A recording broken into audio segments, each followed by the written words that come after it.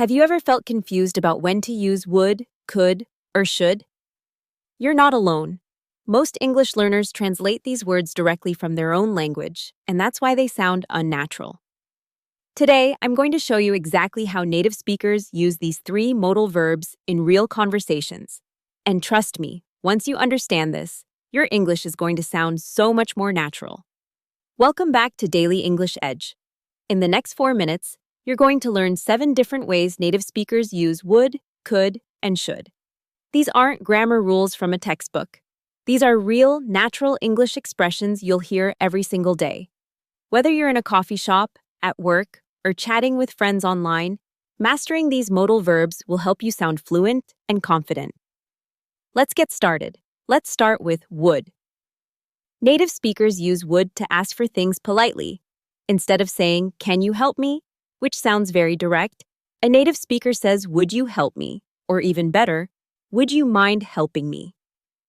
Notice the difference. Would you be able to pick up coffee on your way? Sounds so much more natural and respectful than, "Can you get coffee?" Another example, "Would you like to join us for dinner?" is how native speakers invite friends. It's softer, more polite, and sounds much more natural. You'll also hear, "Would you have time to talk later?" This is a classic way to ask if someone is available without being too direct. Now let's talk about could. Native speakers use could to talk about possibilities and to make gentle suggestions. For example, you could try the restaurant on 5th Street.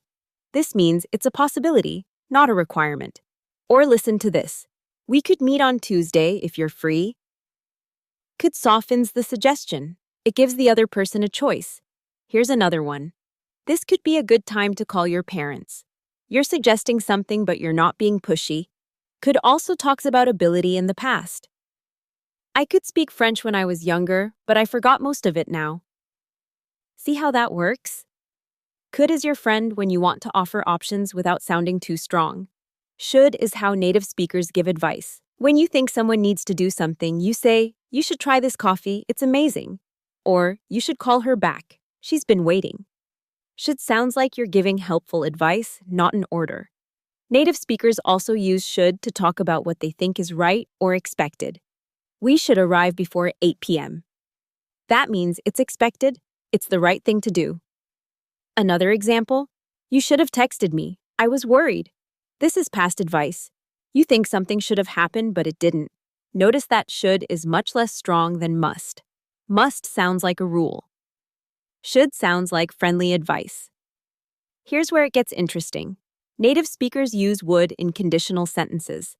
These are if-then situations. "If I had more time, I would travel more." You're imagining a situation that's not real right now. Or listen, "If she called, I would answer immediately." Again, you're not sure if she will call, but if she does, this is what you'd do. This is super common in everyday English. If you studied more, you would pass the exam easily.